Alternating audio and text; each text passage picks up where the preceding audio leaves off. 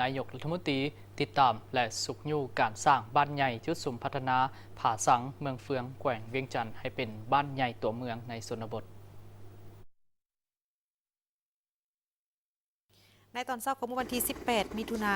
2025 นี้ท่านสนไซศรีพันดอนนายกรัฐมนตรีพร้อมด้วยคณะได้เดินทางถึงเมืองเฟืองแขวงเวียงจันทร์โดยได้รับการต้อนรับจากท่านคำพันธ์สิทธิดำพาเจ้าแขวงเวียงจันทร์มีเจ้าเมืองเฟืองและบรรดาคณะการที่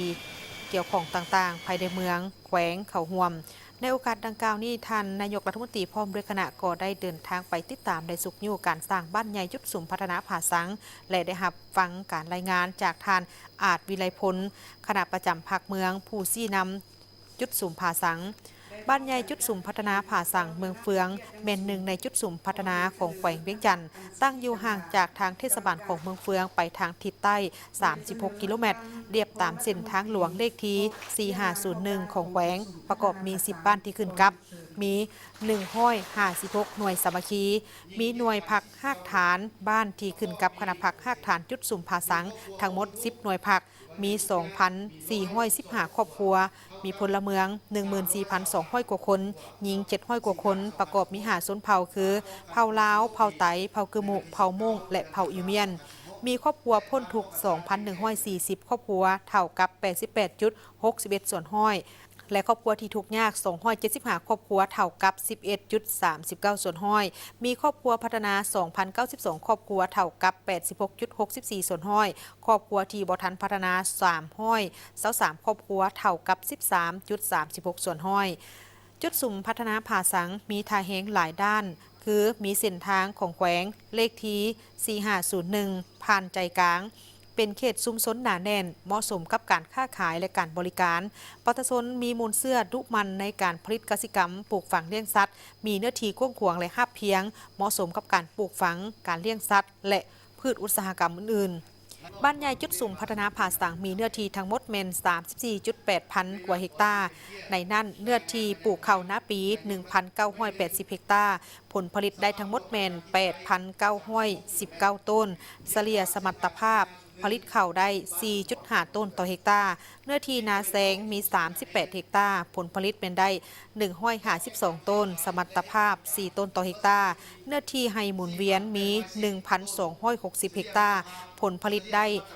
4,810 ต้นสมรรถภาพ 3.8 ต้นต่อเฮกตาร์รวมไปถึงผลผลิตมีทั้งหมดเมนเกือบ 13,730 ต้นเฉลี่ยข้าวเปลือกใส่หัวคนได้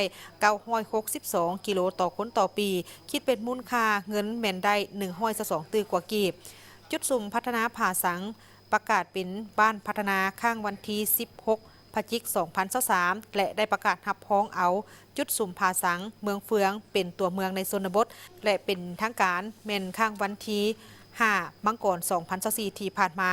ภายหลังที่ประกาศเป็นตัวเมืองน้อยแล้วก็มีผลดีหลายด้านเป็นต้นก็แมนระบบการเมืองขันบ้านมีความเข้มแข็งรอบด้านสามารถนำพาซี่นำประชาชนให้มีแนวคิดอุ่นเอียนทุนเทียงเสื่อมั่นต่อการนำพาของภาครัฐเป็นเจ้าการในการปฏิบัติแนวทางนโยบายของพรรคระเบียบกฎหมายของรัฐเวียกงานเศรษฐกิจเห็นว่าชีวิตการเป็นอยู่ของประชาชนก็มีการพัฒนาที่ดีขึ้นประชาชนสวมใส่การปลูกการเลี้ยงเป็นต้นต่อและค้าขายเป็นสำรองซึ่งสามารถสร้างรายรับเฉลี่ยได้13ล้านกีบต่อคนต่อปีติดพันกับการสร้างครอบครัวได้หลายด้านเช่นการเลี้ยงสัตว์ปีกและสัตว์ใหญ่พื้นฐานโครงสร้างจำนวนหนึ่งก็ได้รับการปรับปรุงที่ดีขึ้นเช่น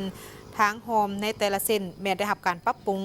น้ำสะอาดได้มีการขยายเพิ่มเติมสุขศาลาก็ได้รับการปรับปรุงรวมไปถึงเฮือนซานบ้านซองของประชาชนก็ได้รับการพัฒนาที่ดีขึ้นเวียกงานป้องกันชาติป้องกันความสงบก็มีความเข้มแข็งปรากฏการย่อท่อลดหน่อยถอยลงพร้อมทั้งได้รับฟังการรายงานท่านนายกรัฐมนตรีก็ได้แสดงความสมเสยต่อกับผลงานที่ผ่านมาซึ่งเป็นผลงานการนำพาซี่น้ำของทางองค์คณะภาคเมืองเบารวมว่าเฉพาะก็เป็นองค์คณะภาคแขวงและศูนย์กลางพร้อมกับนี้ท่าน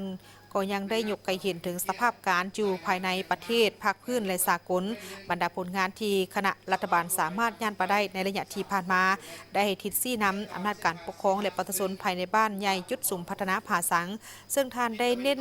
บางปัญหาดังนี้ให้ประชาชนเป็นเจ้าการในการปกปักรักษาและพัฒนาบ้านซองของตนให้มีชีวิตการเป็นอยู่ที่นับมือนับดีขึ้นเป็นก้าวๆรักษาได้ความสงบปลอดภัยสืบต่อเต้าโฮมความสามัคคีบรรดาเผ่าให้มีความปึกแผ่นแน่นหนาปรับปรุงกงจักการจัดตั้งของบ้าน และตามทิศสามสร้างเพื่อเฮ็ดให้การเคลื่อนไหวเวียกงานนั้นมีความเข้มแข็งเป็นเจ้าการในการติดตามและสกัดกั้นพยาธิตามฤดูกาลสืบต่อให้มีสินค้าตามทาแหงของท้องถิ่นและปัญหาอื่นๆ